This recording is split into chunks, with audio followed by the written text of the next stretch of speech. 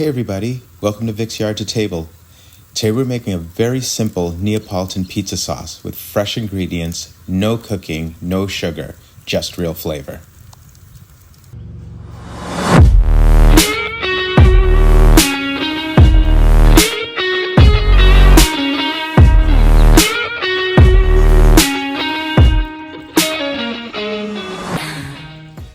For this sauce you only need 4 simple ingredients. 1 28-ounce can of whole peeled San Marzano tomatoes, a little salt to bring out the flavor, good extra virgin olive oil for richness, and fresh basil for the classic Neapolitan aroma. That's it. There's no sugar added, there's not even any cooking that you have to do. This is as simple as it gets, and it tastes fantastic. I'm growing some basil in my hydroponic Dutch bucket system, so I'm just going to grab about 4 to 6 medium leaves. Traditionally, Neapolitan pizza sauce is just tomatoes and salt, and the basil goes directly on the pizza. But I like the flavor it adds to the sauce itself. So yeah, purists might say that it isn't technically Neapolitan sauce, but this is how I like it, and it tastes amazing.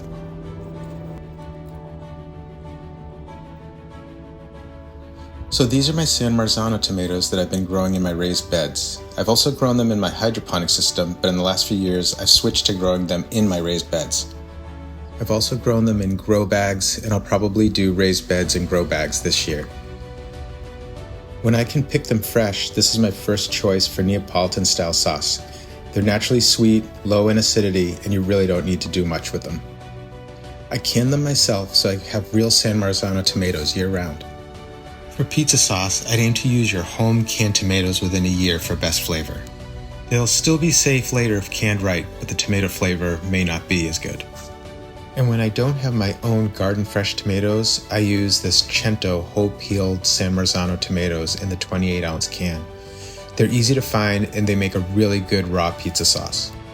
I use the whole peeled tomatoes instead of the crushed or pureed so I can process them by hand. It gives you more control over the texture and it keeps the sauce from tasting bitter from over blending, which breaks down the seeds, which gives it that bitter taste. So for this 28-ounce can, I like to use 1.5 teaspoons of sea salt. For a really traditional type recipe, you could just leave it at that, just the whole peeled tomatoes and the salt. For this recipe, however, I'm going to add 2 tablespoons of a good quality extra virgin olive oil.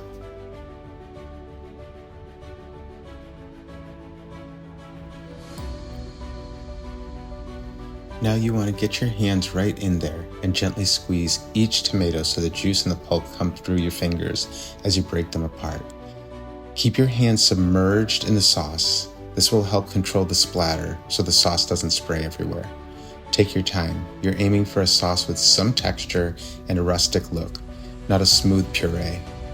While you're squeezing, it's also a great chance to feel for any hard or stringy bits, stems, or anything unusual that needs to be removed.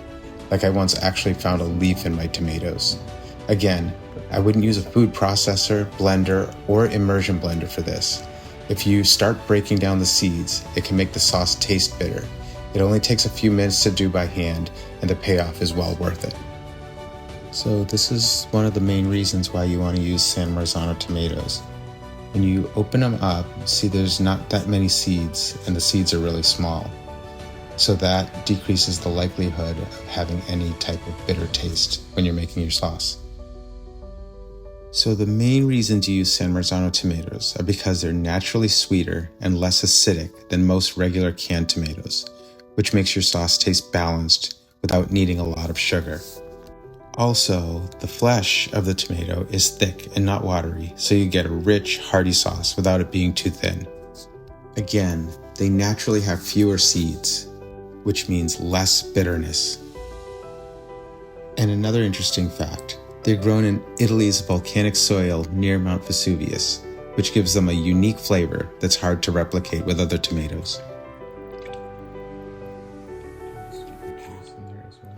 Now I just grab my basil, tear it all by hand, and throw it in the sauce, and that's it. For me, adding the fresh basil to my tomato sauce, besides the flavor, brings an amazing aroma that really makes the sauce stand out.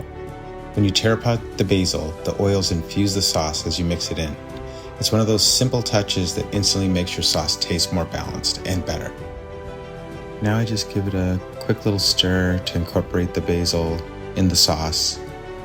And if there's a little time to wait before I actually make the pizza, I just wrap it in some saran wrap and I store it in the fridge for a couple of few hours until we're ready to make the pizza. So I hope this helps you out on your sauce and pizza making journey.